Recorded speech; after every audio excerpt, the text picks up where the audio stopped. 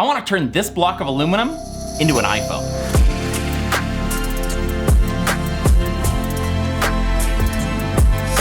I just want to be done with this part of the project. This sucks. I've never been so upset and happy at the same time. Ever since I made my own iPhone from parts I bought in the markets in China a number of years ago, I've been asking myself, what if we could completely redesign the iPhone? Not just something off an assembly line, but something that was unique to each of us. What if we could truly think different? We can build our own custom PCs like this one, handpick every part, making them look however we want. Why can't we do the same with our phones? I want to take the first small step towards that dream. I want to make my own iPhone enclosure. If only I could get my hands on the official drawings. This isn't stolen. Apple actually releases this publicly for companies making cases and accessories, but it only shows the outside of the phone. The inside, this is going to be the real challenge. How do you even measure tiny details like this? And I'm no master machinist, but I got something a year ago that's making me reconsider. They sent me this Carvera mill to try out. It's small, and it's more suited to wood and circuit boards than aluminum phone chassis, but I think it might be mightier than it seems. Let's just do a quick drawing of the outside of this based on the Apple accessory guidelines. They give you all of the information about the radius here.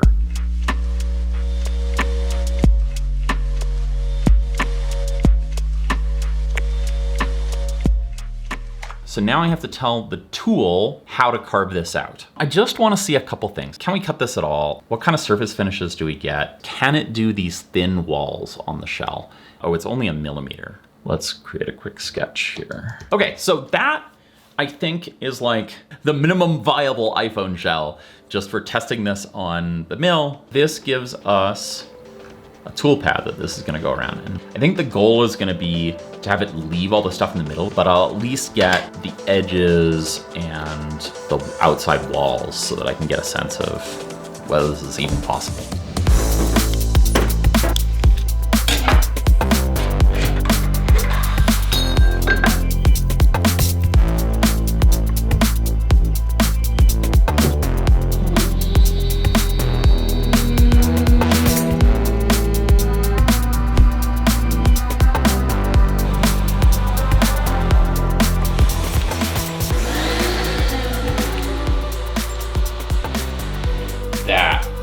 Really good.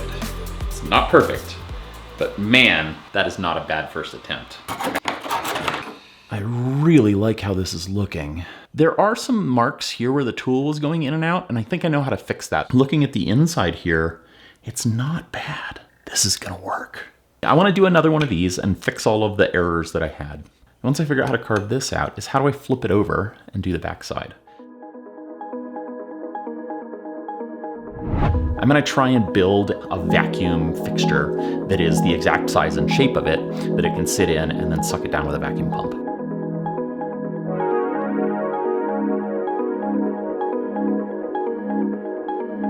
I'm gonna mill this out of acetyl bar. It's a plastic that's supposedly good for machining. So I'm gonna get this fixtured in here, give this a shot.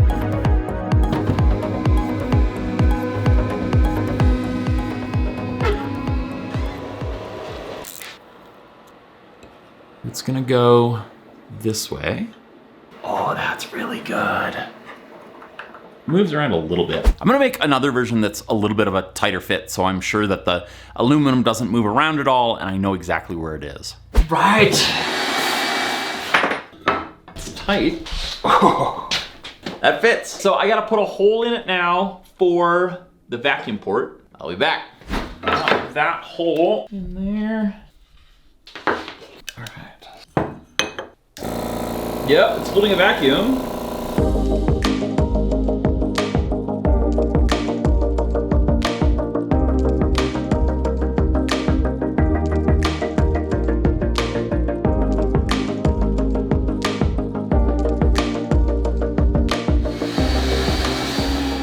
That looks really good.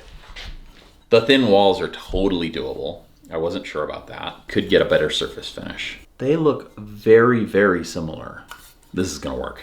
This mill is totally capable of making an iPhone. I guess I gotta move on to the hard part, which is the inside. All these little screws, all the profiles along the edge here. See all those cut-ins? This, I think, is where a lot of the real work is gonna be.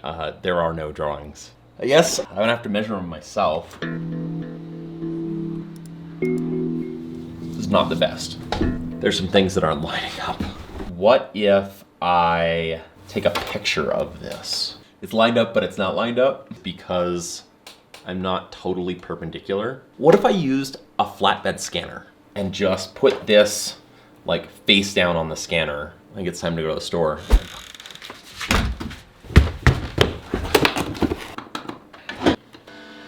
Ugh, that's a problem.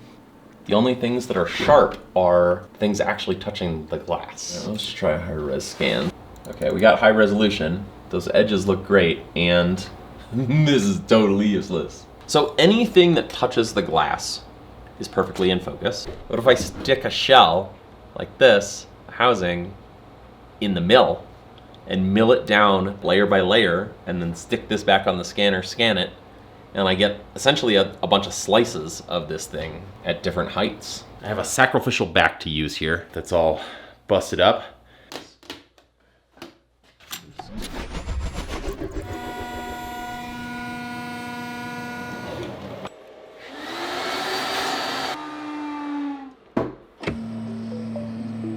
I think this is working. I'll be back when I've got all the layers done.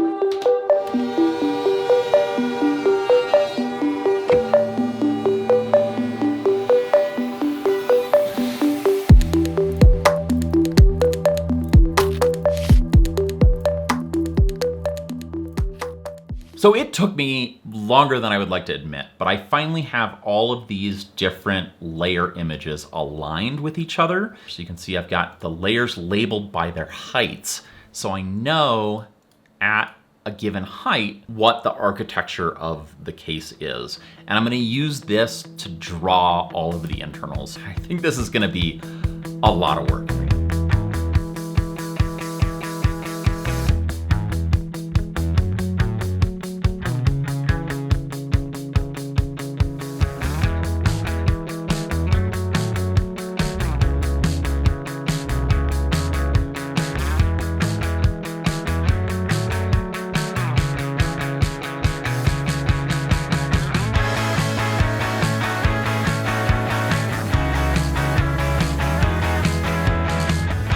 That took me way longer than I expected, but I'm pretty happy with where this design is at. I think it's time to try it on the mill.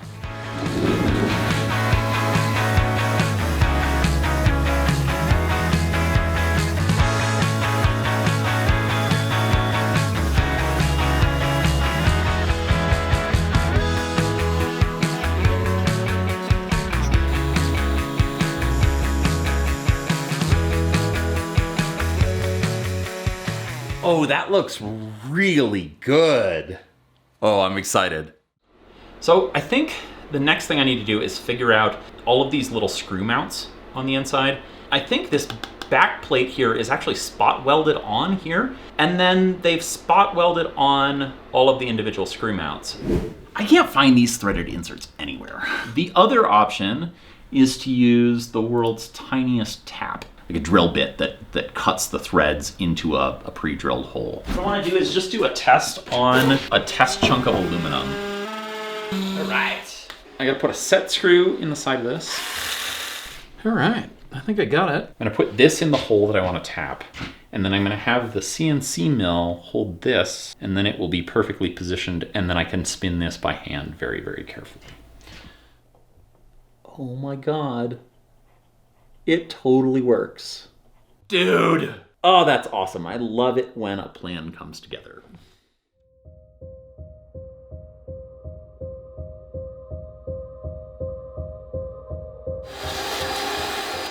Time to thread these holes, which I'm a little nervous about.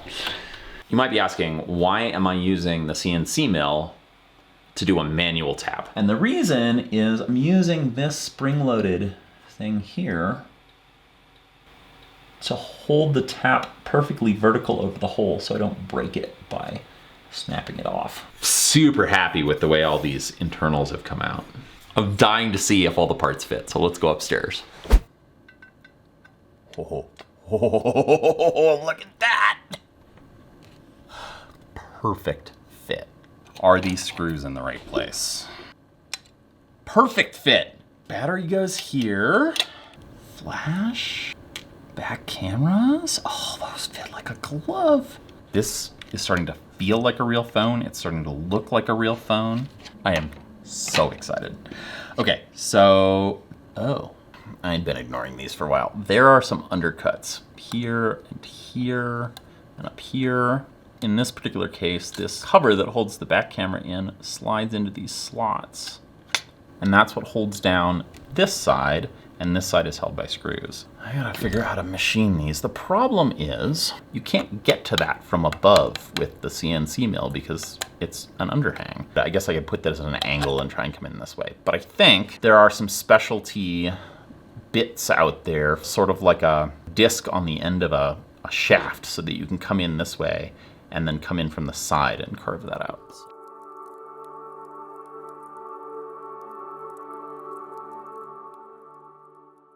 All right, let's give this a shot. I have another case that I've milled that doesn't have the weird screw-ups I had before. I've got one of the three $60 bits here. I'm gonna try my very best not to break this.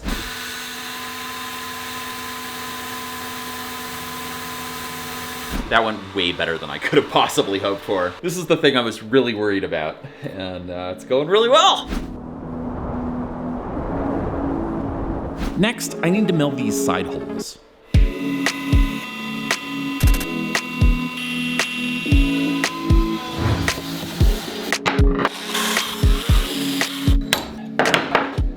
Time to try it out on the mill. What I really need to be able to do is register the machine to this exact corner. I have this thing, so you could like put it right here and have it probe on the inside of here, and it gives you XY probing. So if I align this to that corner, it should be good.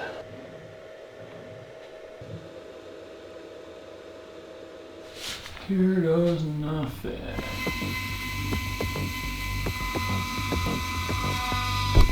Dang it. Okay, well that sucks, but this is why we have extra bits. Fingers crossed. Dang it. Okay.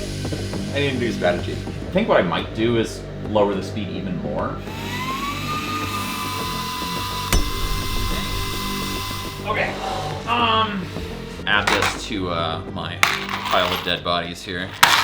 I figured out the problem. So I hadn't had multiple depths turned on, and it's taking everything at like a single pass cut, and that's way too much for this tiny little bit. So I'm gonna risk one more of my 2 remaining bits. There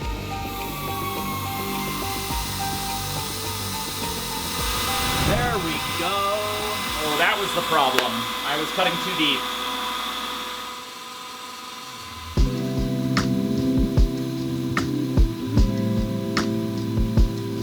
This is 2.51 versus 2.4. I think we can deal with that. Well, the next step is gonna be to flip this over and mill the left side.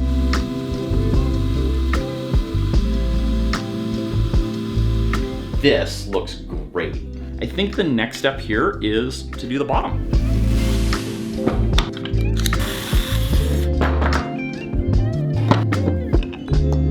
That looks pretty good. This fixture is designed to replace the bed. We're working at the very upper limit of this machine. I hope this works.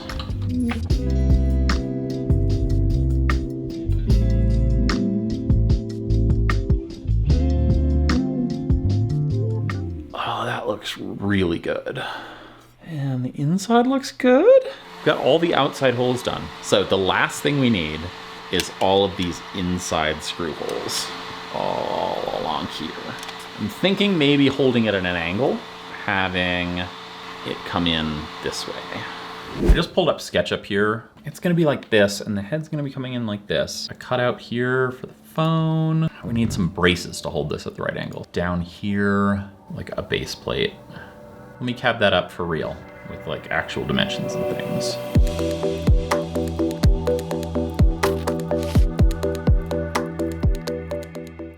So let's load up our angled fixture here, replace this one, and see how this goes. This is the thing I feel least confident about in this whole project right now. We've hit our first issue, and I remember now that when I measured this, I had measured it taking off this air mount thing here. The other thing I can't remember is what did I have planned for this black knob? This is not gonna work with the black knob here. That's now getting in the way. The manufacturer's probably rolling in their grave right about now. Okay, sweet. I think we've got plenty of clearance now. There goes nothing. It's about 30 millimeters. I think I also put my good shell in there, which was a mistake. I should have put this one in. It's successful in that we made a hole, but not in the right spot. Yeah, we're off by like millimeters. That hole should be a few millimeters over. I really need a way to probe the fixture. Crap.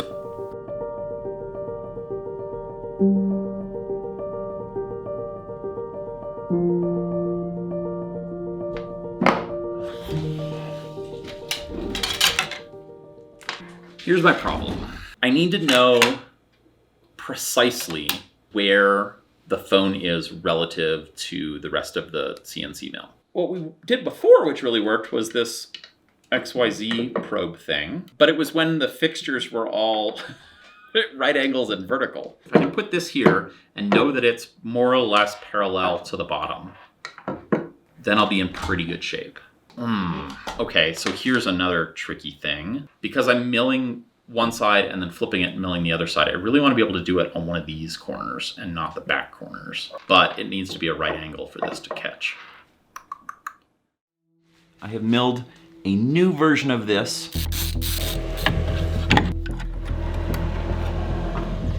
That'll work.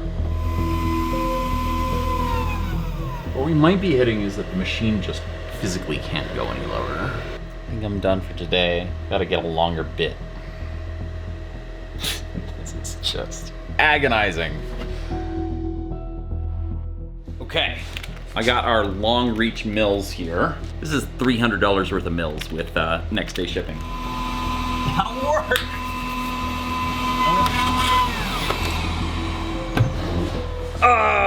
And I broke it. I went one too far. I think it was 65 bucks. But it works!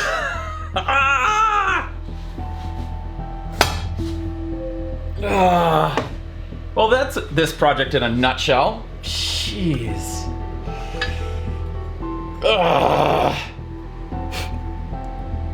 But we got an angled hole. It's there.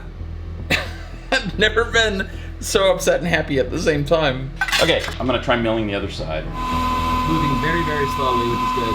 And it just broke. Dang it!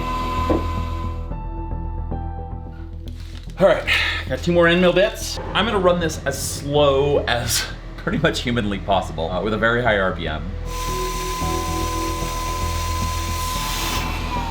Yes! That is a huge relief. I guess next I have to figure out whether I can thread it.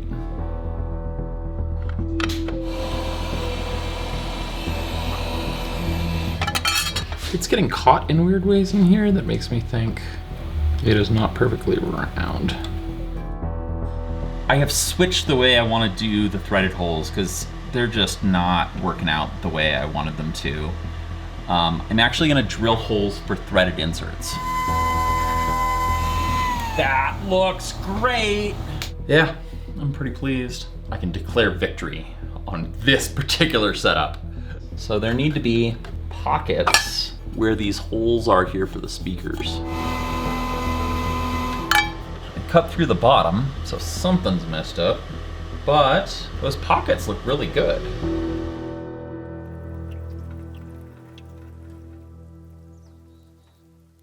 It is finally time to move on. I'm gonna tackle the sidewalls here. Oh, I'm so excited.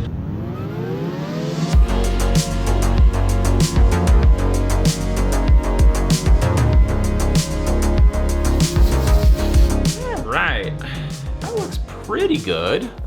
So I made this little glue fixture here to hold the threaded inserts on the end.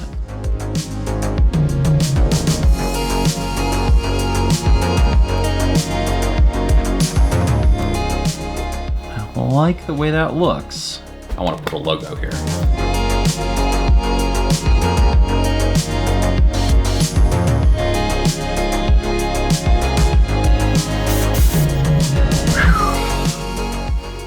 Pretty lovely. I do need to mill out the camera holes here.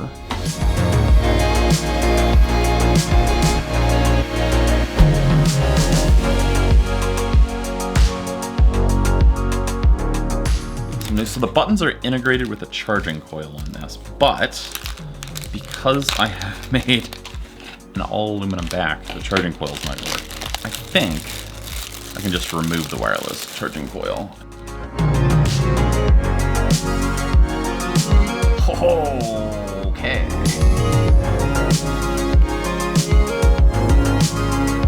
Let's do buttons.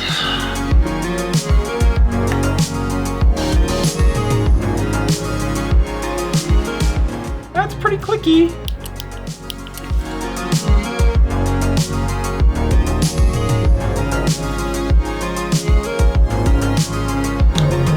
Gosh, this is fitting together so well. I mean, there's a few minor issues, but jeez.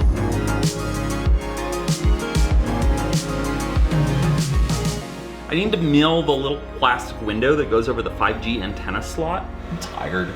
I'm ready. I have 3 more days before I have to move out of this workshop.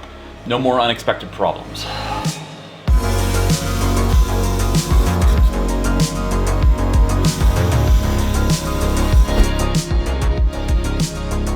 That looks pretty good.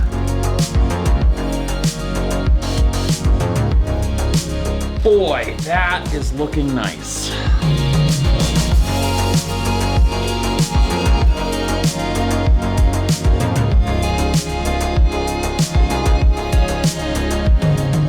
think I've got this pretty darn good at this point, but it's really soft, so I'm gonna cover it in some gaff tape to avoid scratching it up. What color buttons are going in here? Silver, I think, is kind of obvious. Yeah, I mean, it's fine. It's just kind of boring. Could do black. Red's kind of sexy, and it is the Strange Parts color. Let's go red. We're not putting the parts that I've been testing with in here because they are of dubious quality at this point. I have a used iPhone 12, so I'm gonna basically move all of the parts from here into the finished phone. This is the battery.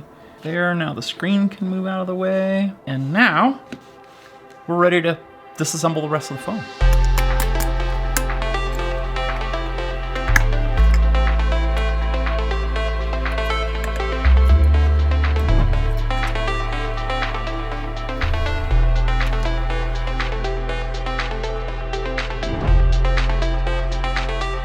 We have to put on the camera covers. There's this raised piece of glass which I haven't modeled. I'm going to super glue the ring on this to just have it protrude a little bit.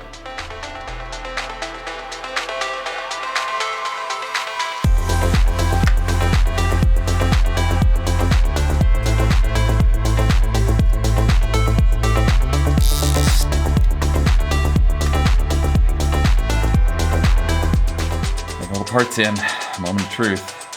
Does it turn on? Hey!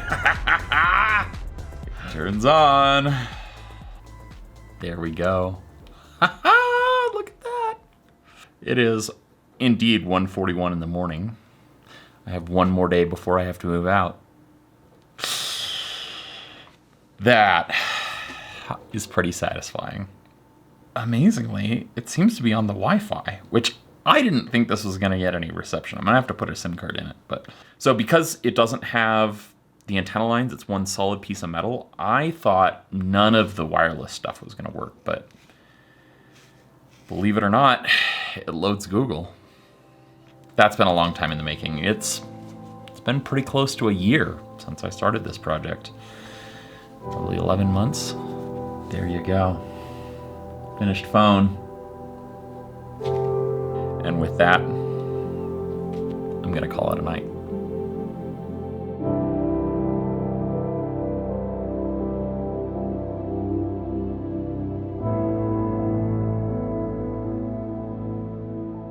Well, it's definitely possible. You can make your own iPhone from a block of aluminum. I do wish I had another week in the shop to make one more version of this. There's a bunch of things I've learned in finishing this that I would do differently, but I'm pretty happy with how this came out. This is pretty awesome. I didn't know if this was gonna be possible. It's amazing how many tiny little details didn't seem like a big deal until they were. And particularly on the outside of the phone, things like the buttons being clicky and like little details around the switch, things that wouldn't be that hard to fix, but you know, I just need a little bit more time. It's amazing how much those tiny little details change the look and feel of the phone in your hand. And this is just the beginning. This is just a stepping stone to something much, much bigger.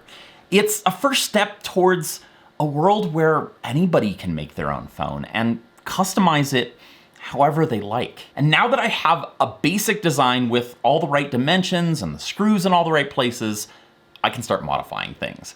I can make phones out of different materials and in different shapes. I can make it thicker or longer or change the way the corners feel, but I can also add new features much more easily without worrying about how I'm gonna cram everything into the existing phone. I've broken 2 screens in the past 24 hours, and they're just being too smashed, I think, by the headphone jack. We're starting a revolution. Owning your devices doesn't just mean being able to hold it in your hand, it's being able to repair it, modify it, and make it your own. Now, if you're anything like me, you're probably saying to yourself, I really want to make my own. And I'm going to help you do just that. Stick around all the way to the end of the video to find out how. But first, let's talk about the mill I used for this project, the Carvera, made by the Chinese startup Makera. I was initially skeptical, but after spending hundreds of hours with it now, I'm a huge fan. When the original sponsor of this video fell through, I reached out to Josh, the CEO of Makera, and he graciously agreed to sponsor it, which is a great fit because this whole video happens to use the Carvera. Now, this isn't a cheap, generic Chinese desktop CNC mill that requires tons of additional work and money to get good results. Nor is it a massive industrial mill for production CNC shops. It's a desktop mill designed for makers to work right out of the box with features you'd expect on much larger, more expensive machines. It includes a 6-position automatic tool changer, so you don't have to change the tools, aka the bits, yourself, which is a huge time saver on complex projects.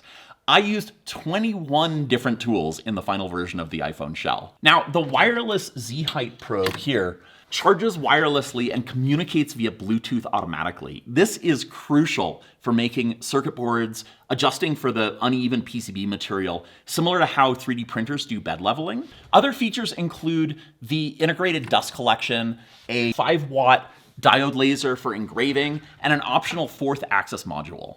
It comes with a great set of fixtures for holding your work down, and honestly, a fantastic set of tutorial projects to get familiar with using the machine. It's rock solid and super accurate, made with high quality parts like linear guide rails, ball screws, and closed loop servos that you don't see on a lot of cheaper CNC mills. Another plus, it's quiet. So with the lid closed, it's honestly no louder than a 3D printer.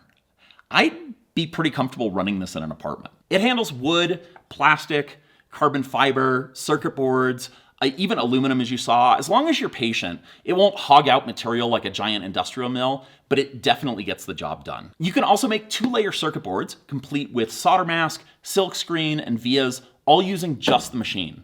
I've made decent PCBs in like 30 to 60 minutes. Currently, the Carvera is on sale for $5,199, but if that's too steep, Makera has the new Carvera Air on pre-sale for $2,099. The Carvera Air is the same precise, easy-to-use machine, minus a few bells and whistles. So the automatic tool changer is replaced with an easy-to-use lever system for manually changing tools, and the Z-height probe is wired, it's over here, instead of being wireless. And the laser module is optional. You can also plug in your own vacuum for dust collection instead of it being integrated. Lastly, I just really like this company. I've gotten to know Josh, the CEO, pretty well. He flew us out to his factory to see how the Carvera is made. I'll link to that video down below. He's a maker himself, starting Makera after struggling with a cheap CNC kit while trying to make drones as a hobby. Their customer support is fantastic, often from Josh himself, despite the company having over 50 employees when I visited over a year and a half ago. And it's not just my experience. I see customers on the Makera Discord regularly getting amazing support. So if you wanted to get into CNC machining, I can't recommend the Carvera and the Carvera Air highly enough. They're super user-friendly, accessible to beginners, yet they produce professional quality results. When I reached out to Josh about the sponsorship, I also asked for a little extra discount for Strange Parts fans. So if you buy a Carvera or a Carvera Air in the next 30 days by going to strangeparts.com/Carvera and using the coupon code STRANGEPARTS, you'll get an additional $50 off on top of their existing holiday specials. So whether you're treating yourself or buying a gift for that special maker in your life, one of these would make an amazing holiday present. And if you need any more convincing, I'll link to that factory tour and the Carvera unboxing video I made down below. And in a week or two, I'll be releasing my full review of the Carvera Air. If you're ready to jump in and try milling your own iPhone, I have beta versions of all the designs and all the other information you'll need available on my Patreon at patreon.com/strangeparts. You'll also get behind the scenes access to upcoming projects and a Strange Parts hoodie or t-shirt as well. This was a super time consuming and expensive project, nearly a year of intense work and tens of thousands of dollars. To give you some sense of scale, I think these are all of the fixtures that I built, all or most of the different prototypes I made. And I know these are only some of the bits that I broke. That's a lot of money right there. I can only afford to do ambitious projects like this with your support. Whether you decide to join Patreon or if you purchase a Carvera, it all helps. And I can't wait to dive into all of the upcoming projects I have planned. I have a bunch more materials I want to make iPhones out of. I want to make designs of all of the available iPhone models. I have a sample of iPhone housings going all the way back to the iPhone 7 and maybe even Android as well. Because tons of people have old phones sitting in drawers, and I think they should get to do this with whatever model they have. And I want to make a new version of the iPhone 12 design that has the proper antenna lines and a glass back and all of the other small details I left out of this first version. I can't wait to get my new shop set up and dive into all of these new projects. And lastly, if you want to talk about any of this in more depth, join our Discord community at discord.gg/strangeparts. I'll see you again soon.